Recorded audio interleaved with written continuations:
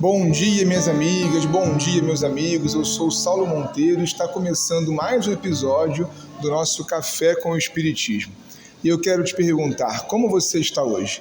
Eu desejo do lado de cá que muito bem, mas olha, se não estiver bem, faz parte do ciclo, viu? Não fica mal por não estar bem, por favor. Gente querida, estamos aqui de volta hoje para cumprir a promessa de vermos algum caso que nos traga desenvolvimento e exemplo da diferença que existe entre a literatura de um espírito e o conhecimento espírita. Mas antes, vamos relembrar que nas semanas anteriores tenho sustentado a opinião de Kardec de que a ideia que um espírito apresenta por um médium ou uma médium, por mais lógica que pareça, por mais parecido que seja com a verdade a nosso ver, só tem o valor de uma crença. Ao contrário, aquilo que dizem os espíritos e que pode passar por um método, ser conferido, comparado, criticado frente à razão e à ciência, passa ao status de conhecimento espírita. Nesse outro trecho, que está anotado no item 42 de O Livro dos Médiuns, Kardec reforça essa ideia. Já dissemos que o que caracteriza uma teoria verdadeira é poder dar razão de tudo. Se, porém, um só fato a contradiz, é que ela é falsa, incompleta ou por demais absoluta.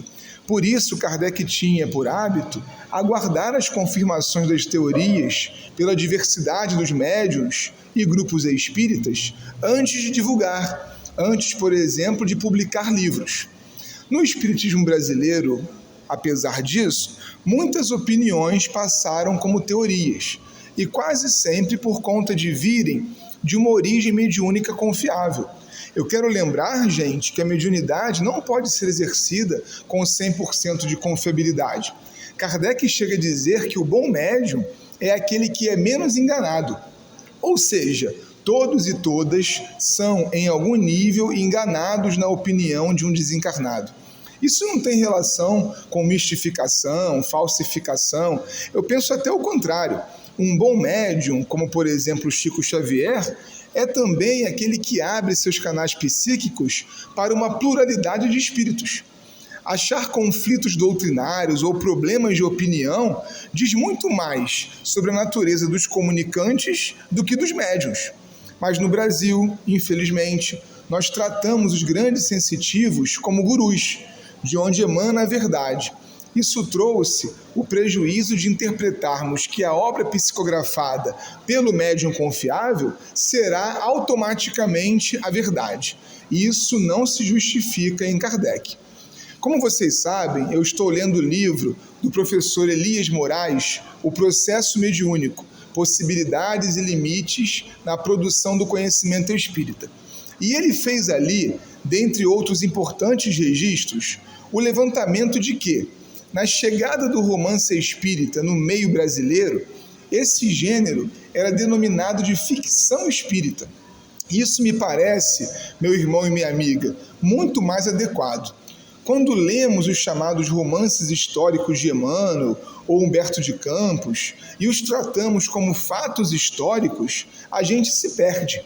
Ali há uma tentativa de destacar aspectos espíritas de uma história que não necessariamente aconteceu daquele jeito.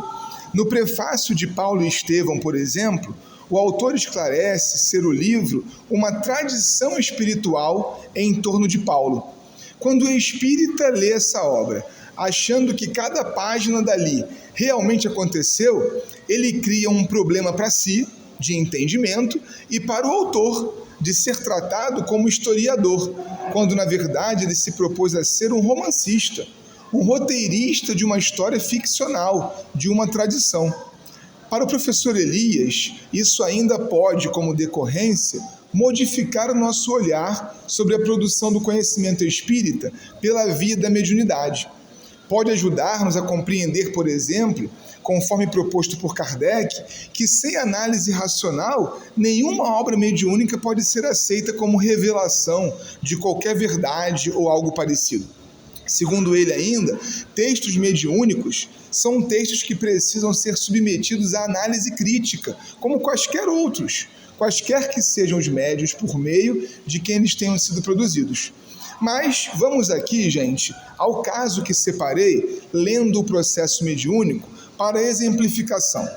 A introdução do livro Libertação, escrito em 1949, é, segundo o professor Elias, uma adaptação do conto The Scarlet Fish, O Peixinho Vermelho, publicado, na verdade, em 1942, pela escritora estadunidense Jo Grant. No texto, ele aparece apenas como uma antiga lenda egípcia, sem citar a fonte. Embora com o final ajustado aos propósitos dos autores, o conto apresenta a mesma estrutura narrativa e total semelhança com o texto original.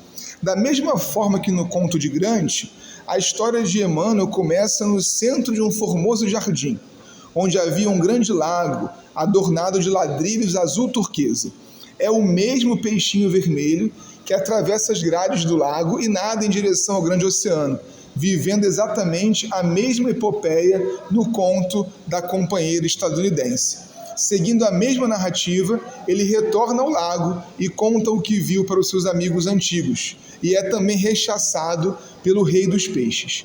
O texto é assinado por Emmanuel sob o título Ante as Portas Livres, sem citar o texto original. Uma nota da organizadora do livro Deus Conosco esclarece detalhes do caso. Parece que uma amiga havia apresentado o conto ao Chico, que ficou encantado com a história. Como aquele conto não havia ainda sido traduzido para o português, essa amiga fez para ele a tradução.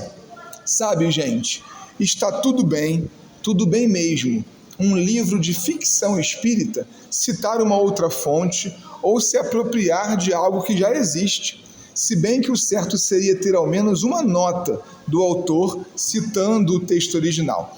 Mas, a meu ver, o maior problema não é o texto, mas a nossa interpretação no espiritismo brasileiro de que uma informação em um romance é necessariamente conhecimento espírita e inquestionável. Não, gente, não é. É só uma opinião mesmo. Um forte abraço e até o próximo Café com o Espiritismo.